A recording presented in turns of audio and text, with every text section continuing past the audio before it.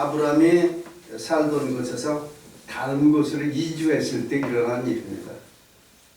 아브라함이 남쪽으로 이주한 것은 아브라함이 살던 곳에 다른 부족들이 찾아와서 생명을 위협하는 일들이 있게 되고, 그래서 안전하게 살고자 이렇게 다른 지방으로, 그랄 지방으로 이주를 한 것입니다.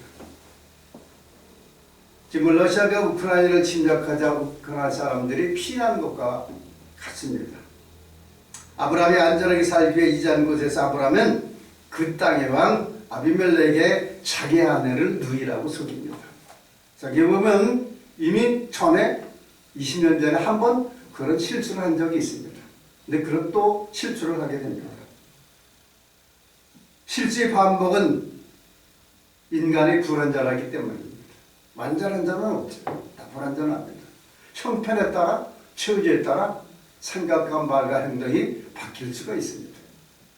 그런데 문제는 아브라함이 왜 자기 아내를 누이라고 했느냐입니다. 누이라고. 이 사건의 원인은 성경을 한마디로 정의합니다. 11절, 오늘 본문 11절입니다. 이곳에서는 하나님을 들어함이 없으니 내 안으로 말미암아 사람이 나를 죽일까 생각했습니다. 이것이 아브라함이 그랄 지방에 갔을 때 자기 아내를 누이라고 속인 이유입니다. 원인입니다. 자기 살고 있어요. 아브라함이 그랄 지방에 왔을 때 그 지방 사람들이 자기 이익과 탐욕을 해서 사람을 죽이는 것을 본 거예요. 여러분, 하나님을 경외 없는 곳에서는 하나님을 두려워하지 않고 이웃을 존중하지 않는 것은 얼마든지 사람을 죽입니다. 아무것도 아니라 죽입니다. 이것이 인간입니다. 하나님을 두려워하지 않고 경외하지 않고 이웃을 존중히 여기지 않는 것은 하나님의 관계가 단절되어 있기 때문에 일어나는 현상입니다. 자기가 신이고 자기가 왕이고 자기가 최고가 되기 위해서 모든 사람이 우두머리 왕이 되기 위해서 사람을 아낌없이 죽입니다. 아낌없이 죽입니다. 이유가 없습니다. 그것이 크게는 어떻게 했냐? 국가의 전쟁으로도 이루어집니다. 러시아와 우크라이나는 옛날에 한 나라였습니다. 그런데 침략을 합니다. 이유가 별 의미가 없습니다. 그래서 사람을 양심에 가첩되어 없이 죽이고 그것을 합리화하고 정당화합니다. 여러분, 인간은 조금만 힘이 있으면 그 힘을 가지고 어디냐 이용하라고 합니다. 힘이 있다. 이 힘을 이용해서 다른 사람을 억압하고 착취합니다.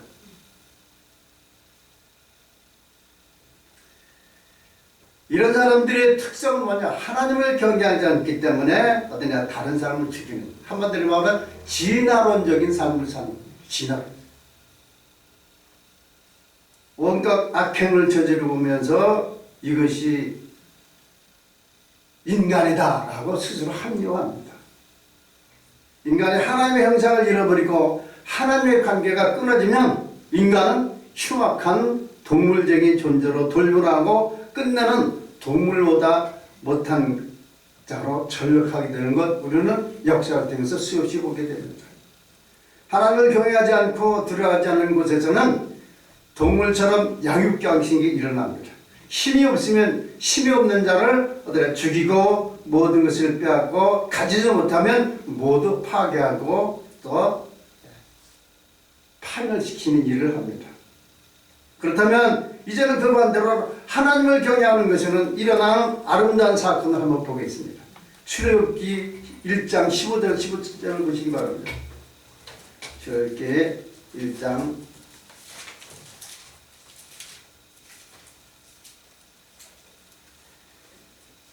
15절부터 17절까지 보시겠습니다.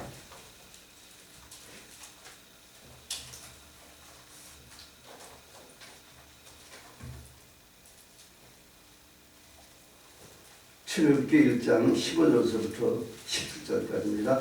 82면에 있습니다. 우리 찾았으면 같이 봉독합니다. 시작. 에베그 왕이 히브리 산파 시키라는 자와 무한한 자에게 이르러 너희는 히브리 여인을 위하여 조선할 때 살펴서 남자애든 죽이고 여자애든 살릴 거야. 그러나 산파들이 하나님을 들어하여 애굽 왕의 명령을 버리고 남자를 살리는지라. 자, 히브리 산파들은 히브리인들이 아이를 낳을 때 이제 죽이라는 명령을 듣게 됩니다. 이 명령을 어기면 돌아오는 것은 죽음입니다. 자기 생명을 내놓아야 합니다. 옛날에 왕들의 말은 곧 그게 법이었습니다. 애굽 왕이 이런 명령을 내린 것은 애굽 나라의 어떤 종살이하던 이스라엘 백성들이 더 번성해서 너무 많아지면 자기들이 그 사람들을 통치하기가 힘들어서 그랬습니다. 그래서 이 산파들에게 아이를 낳으면 여자아이는 살려주고 남자아이는 죽여라. 여러분, 고대 사회에서 왕의 명령은 곧 법입니다. 만약 듣지 않으면 돌아가는 것은 죽음입니다. 그런데 히브리 산파들은 애굽 왕의 명령을 어기고 남자아이를 살립니다. 자기 생명이 소중합니다. 그런데 살립니다. 왜 그랬을까? 본문에 나타난 17절 하나님을 두려워, 즉 하나님을 경외하기 때문에, 하나님을 두려워하기 때문에, 하나님을 두려워하겠다. 이것은 뭐냐? 하나님이 이 사람의 생명의 주인이다. 이 고백이라는 겁니다.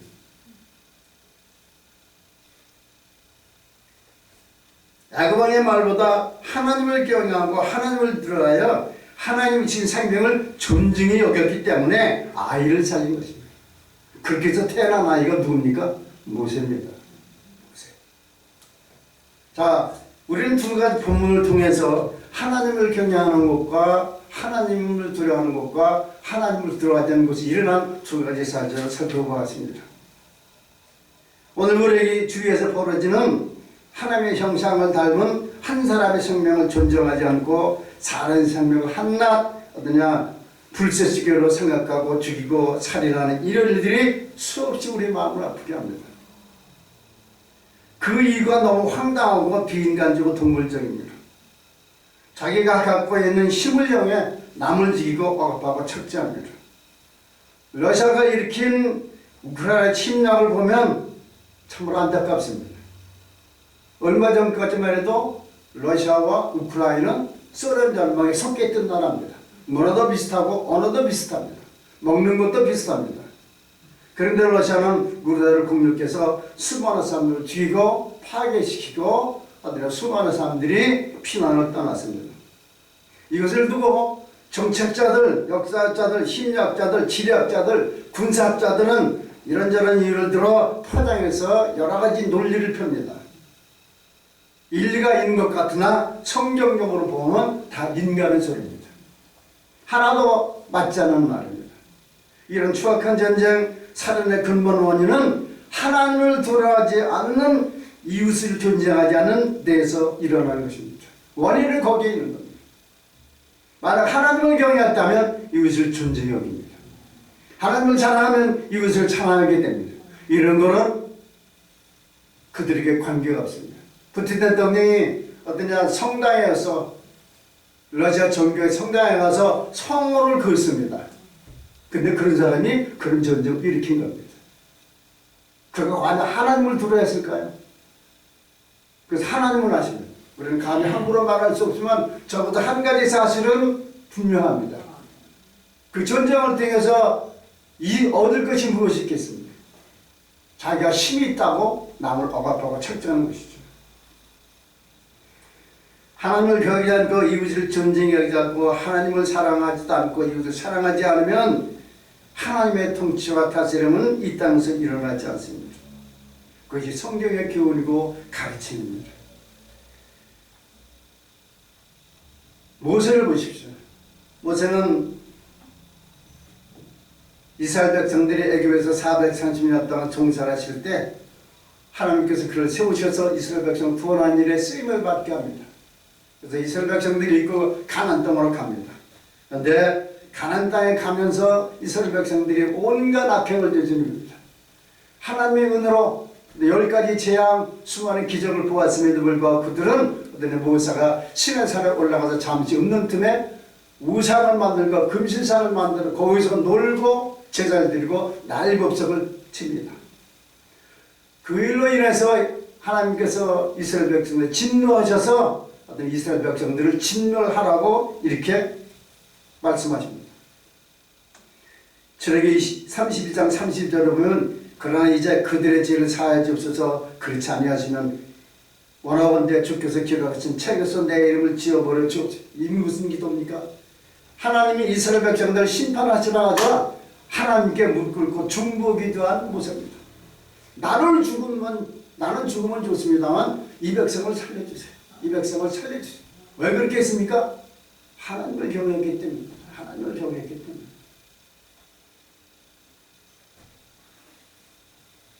모세가 자기는 죽어도 좋고 혹 생명책에서 자기 이름이 지워져도, 그러니까 다른 말로 하면 뭡니까? 자기가 지옥 가도 좋다는 거예요. 지옥 가도 좋으니까 이 민족을 살려달라고 애원을 합니다.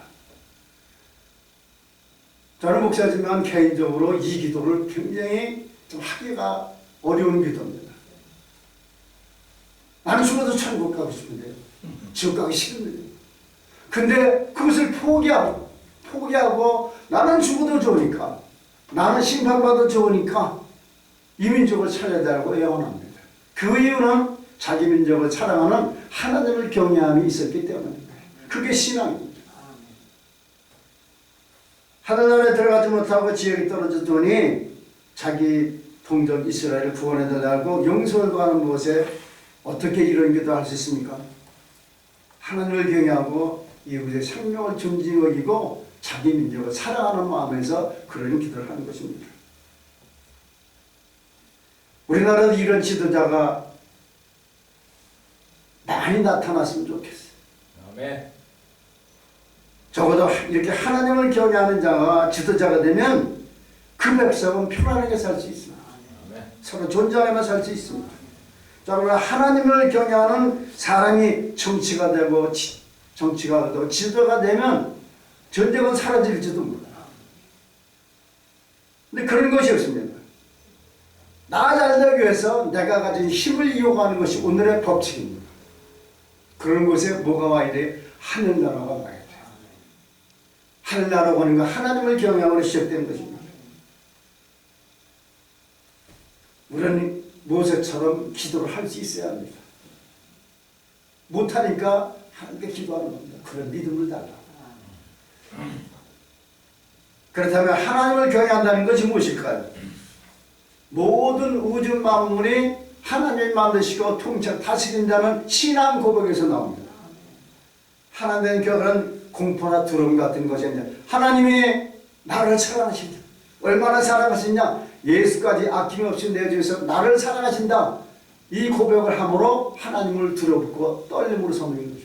무서워서 심판받을까봐, 죄 때문에 지옥 갈까봐 하나님을 경외하고 두려워하는 것이 아니라 하나님이 나 같은 사람을 살리기 위해서 하나님 아들 예수까지 아낌없이 내어주셨다고 그렇게 믿고 사랑하면 하나님을 사랑하고 하나님을 두려워하는 마음, 우리 마음에서 우러나게 되는 겁니다.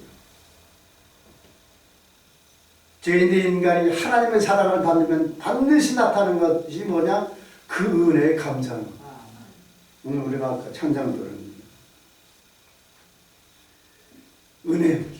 그렇죠. 우리가 구원받은 그 은혜요, 사랑받은 그 은혜요. 그렇다면 어디에? 하나님을 두려워야 돼. 하나님을 두려워한다는 것은 하나님을 경외하고 높이는 것을 말합니다. 이스라엘 백성들이 하나님의 영광, 하나님의 행연, 하나님의 인재를 크게 체험했을 때도 어떠냐? 그들은 두렵고 떨림으로 하나님을 섬겼습니다. 문제는 나중에 희석이 되고 어려움을 당했을 때 실수도 했지만 그래도 끝까지 하나님을 경외했습니다. 그러므로 성령의 역사로 예수를 믿고 살아계신 하나님을 아버지를 부르는 그리스도인은 삶 속에서 하나님을 경외하고 하나님을 사랑하고 예수를 존중히 여기고 이를 사랑 아름다운 삶을 살게 되어야 합니다. 그렇게 살도록 기도해야 합니다. 우리가 오늘 성철일 목사님이 이제 성제 교독을 했는데 하나님이 세상을 이처럼 사랑하세요. 이처럼 사랑하는 데는 그 그 이상의 사랑이 없다. 최고의 사랑이야. 최고의 사랑이야.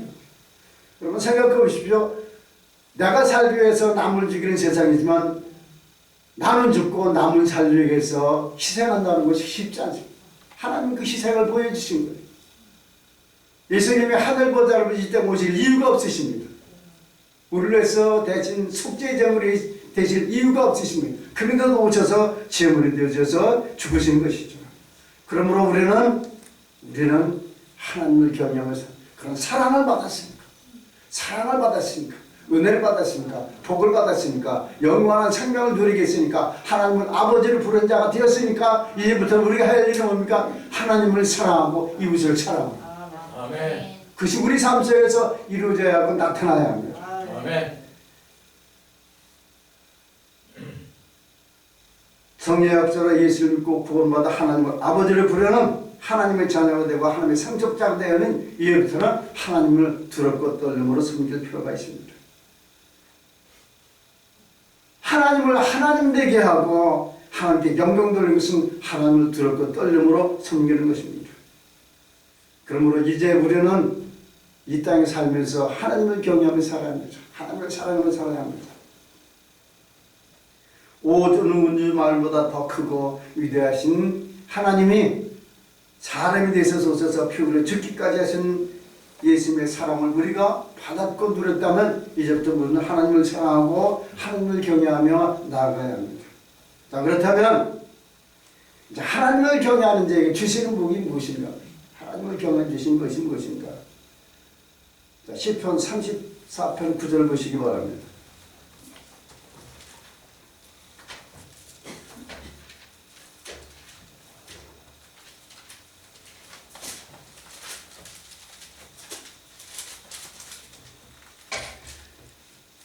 하나님을 경외해 주시고 첫 번째는 하나님을 경외하는 자에게 만 가지 복을 더해 주십니다. 시편 34편 9절입니다. 825면에 있습니다.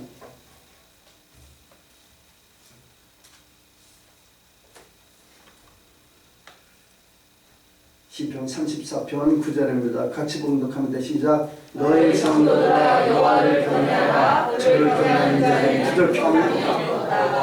부족함이 없다는 겁니다. 부족함이 없다는 것은 뭐 이만큼 주신다는 얘기 아니고 다 주신다는 게 아니라 우리 삶에 필요한 것을 다 주시는 얘기입니다. 아멘. 여러분 너무 많이 가지면 큰일 납니다.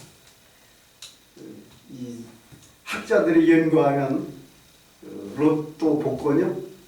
그거 당첨한 사람들이 인생이 그 마지막에 안 좋다고 합니다. 평균 수명을 못 삽니다. 왜? 그 돈을 관리할 그릇이 안 되어서 그 돈 때문에 치워서 결국 죽는 건다는 것이죠. 우리가 그것을 누릴 만큼 갖고 누리는 것, 이게 중요한, 누리는 게 중요하지 갖는 것이 중요한 것이 아니죠. 그러니까 여기서 부족함 없다는 얘기는 우리의 필요를 채워주실 때 넉넉하게 채워주시고 부족함이 없게 해주신다는 거죠. 여러분 생각해보세요. 다윗이 왜 그런 거 배우세요? 시편 23편에서 여호와는 나의 목자시니 내가 부족함이 없으다. 부족함이 없다는 것은 하나님이 채우신다는 얘기예요. 필요한 대로 하나님이 채워주시고 공급해 주십니다. 그런 걱정할 게 없어요.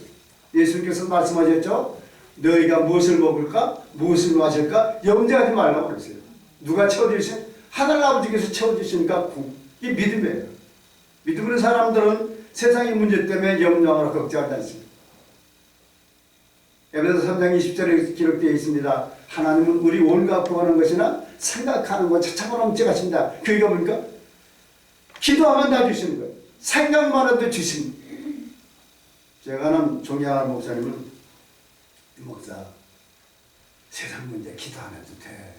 먹고 마시고 그냥 이렇게 한번 쳐다봐 생각해. 아 이거 필요한데 하나님은 아시고 다 주실 거야. 그게 믿음이야. 쳐다만 보고 생각만 해도 하나님은 주시는 하나님. 여러분 한번 그것을 실천해 보시기 바랍니다. 뭐 이런 복을 하나님을 두렵고 떨림으로 사람들에게 이런 복을 주신다. 부족함이 없다. 부족함이 없다. 하나님을 사랑하고 하나님을 경외하는 자는 이 세상에 살아가면서 부족함이 없는 삶을 살게 된다는 것이죠. 더 이상 필요한 것이 없다는 거죠. 그 이유는 무엇입니까? 왜냐하면 하나님께서 하나님을 경외하는 자는 반드시 책임져 주시고 도와주시고 함께 해주시고 의뢰해 주시고 은혜를 베푸시기 때문에 그렇습니다. 하나님은 만복의 근원이십니다. 그러므로 만복의 근원 되신 하나님께서 우리를 자녀로 삼아주셨으면 예수의 피값으로 구원해 주셨으면 하나님을 아버지를 부르는 하나님의 상속자로 삼아주셨으면 하나님이 책임져 주시고 도와주시고 함께 해주십니다. 평강이 미국 유학 보낼 때 누가 제일 많이 됐어요? 부부 안에 엄마 아빠가 다 해준 거죠. 그렇잖아요. 자식이니까 내 자식이니까 다 책임져주고 최선을 다해서 먹을 거 안 먹고 입을 거 안 입고 도와주는 거잖아. 하나님도 우리에게 그렇게 합니다. 왜? 하나님을 사랑하는 사람이니까. 그러므로 우리는 하나님을 경외. 전도서 8장 12절에 보면 죄인은 100번이나 악을 행하고도 장수하거니와 또한 내가 하노니 하나님을 경외하며 그를 경외하는 자에게는 잘 될 것이다. 우리가 아까 홍 목사님 그랬죠? 좋은 일은 합니다. 좋은 일은 합니다. 근데 좋은 일은 어떻게 하느냐? 하나님을 경외할 때 일어나는 거예요. 기도할 때 일어나는 거예요. 순종할 때 일어나는 거예요. 그러면 어떠냐? 하나님을 들어야 합니다. 하나님을 경외하며 그를 경외하는 자는 잘 될 것이다. 잘 될 것이다. 물론 우리가 볼 때 이 세상에서 악한 자들이 잘 됩니다. 그렇죠? 하나님을 숨기지도 않고 악을 행한 자들이 장수하며 들썩거리는 건 많이 봅니다. 그럼 마지막은 어떻게 됩니까? 마지막이 심판입니다. 마지막이 중요합니다. 마지막이 하늘나라에 가지 못하고 다른 데 간다면 그야말로 그것이 큰 불행이지. 그러므로 인생이 잘 될 수 있는 비결은 하나님을 경외하는 것입니다. 아멘. 그럴 때 하나님이 축복하시고 날 베풀어 주십니다. 인간을 창조하시고 우리 영혼을 멸하실 수 있는 심판 대신 하나님을 진정으로 두려워하는 것이 그것이 신앙의 기본 모습입니다. 예수님께서 말씀하셨습니다. 마태복음 10장 28절 몸은 죽여도 영혼은 능히 죽이지 못하는 자들을 두려워하지 말고 오직 몸과 영혼을 능히 지옥에 멸하실 수 있는 이를 두려워하라. 누구를 두려워하는가? 하나님을 두려워하는 것이죠. 자, 두 번째는 하나님을 경외하는 자에게 주시는 법. 이사야서 33장 5절 6절을 보시기 바랍니다. 이사야서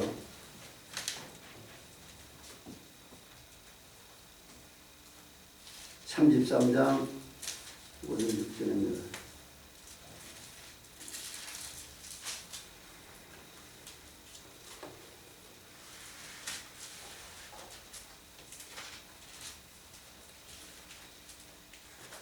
이사야서 33장 5절 6절입니다.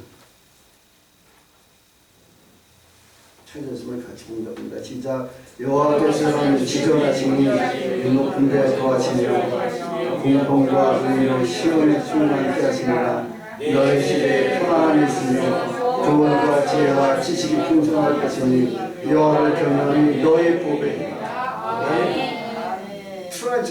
보물이라는 것이. 우리 보물이 아파트가 아니고 자식도 아니고 건강도 아니고 물질도 아닙니다. 하나님을 경외하는 것이 우리 보배가 될 때 하나님이 함께 하십니다. 하나님을 경외하니 보배, 틀어져 보물이라는 것입니다. 보물이라는 것은 최고의 가치, 최고의 복, 기쁨, 금보다 더 귀하고 아름다운 것입니다. 그러니까 하나님을 경외하는 자에게 보물이 되어진다는 거죠. 하나님이 나의 보물이 되어지고 하나님을 경외하는 나의 보물이 되면 그 자체로서 우리는 복을 받은 거죠. 더 이상 필요한 것이 없는 상태가 되는 것입니다. 그래서 어떠냐? 하나님을 경외하고 예수를 존중하게 되는 삶을 살면 하나님의 뜻이 하늘에서 이룬 것처럼 이 땅에서도 우리를 통해서 이루어진다는 것이죠. 자, 세 번째는 하나님을 경외하게 해주시는 법. 시편 22편 23절을 보시기 바랍니다. 시편 22편 23절.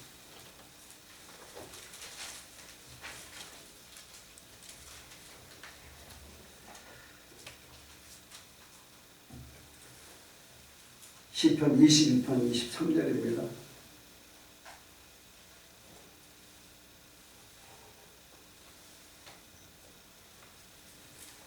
같이 같이 봉독합니다. 시작. 여호와를 두려워하여 그를 찬송할지어다. 야곱의 모든 자손이여 그에게 영광을 돌리시리라. 너희 이스라엘 모든 자손 그를 경외할지어다. 하나님의 이름을 높이며 하나님을 찬양하는 특권을 주시는 거예요. 아무나 하나님을 높입니까? 하나님을 찬양합니까? 하나님을 예배합니까? 예수의 빚값으로 구원받은 사람만 하나님을 경외하며 하나님을 찬양하며 하나님 높이며 사는 특권을 갖고 삽니다. 이거 예배 드리는 거 세상 사람들이 볼 때는 저 사람들 참 안타깝다 답답하다 그런 생각할 겁니다. 제가 옛날에 무신론자였을 때 저에게 복음을 전하는 친구가 에게 뵀었습니다. 예수님과 구원받아라. 제가 그런 말을 했습니다. 니체의 신은 죽었다라는 책에서 본 지식을 가지고 너 사람이 죽었다가 다시 산 거 봤어? 보여줘봐. 아, 그건 성경 얘기. 아, 그건 성경 얘기고 너 봤어? 너 천국 있다고 그랬지? 천국 갔다 와서? 아니, 가게 될 거야. 보여줘봐. 보여줘봐. 보여주면 믿을게. 그 친구가 나보고 그러더라고요. 너 그러다가 혼난다. 눈물을 흘리며 떠나더라고요. 아무나 예수 믿는 게 아닙니다. 아무나 구원받는 것도 아닙니다. 아무나 예배와 찬송을 드리는 게 아닙니다. 선택받고 구원받은 자들에게 임하는 하나님의 축복입니다. 아멘. 이것이 하나님의 예정이라고 말합니다. 예정. 하나님이 우리를 창세전에 예정하시 구원하심으로 뜻을 세우시고 계획을 세우지 않았다면 어떻게 우리가 예수를 구원받습니까? 또 어떻게 우리가 성령의 역사가 아니면 어떻게 예수를 주로 신해서 하나님을 아버지로 부를 수가 있겠습니까? 그러니까 하나님을 예배하고 찬양하는 이 자체가 특권입니다. 이것이 복입니다. 하나님을 경외하는 복이죠. 하나님의 이름이 거룩히 받으시도록 사는 것이 성도들의 삶이고 우리의 삶의 목적입니다. 하나님을 경외하며 하나님을 사랑하며 하나님을 두려워하며 사는 것은 하나님이 기뻐하시는 신앙생활이고 그것을 하나님은 축복하시는 거죠. 그래서 나 때문에 하나님의 이름이 높여지고 나 때문에 하나님의 영광을 받으시고 나 때문에 하나님의 높이를 받으신 아름다운 역사가 우리 삶 속에서 이루어져야 할 것입니다.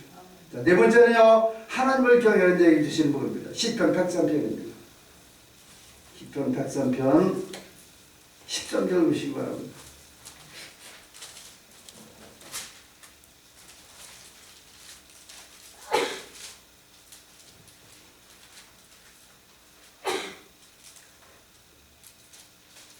시편 103편 13절입니다.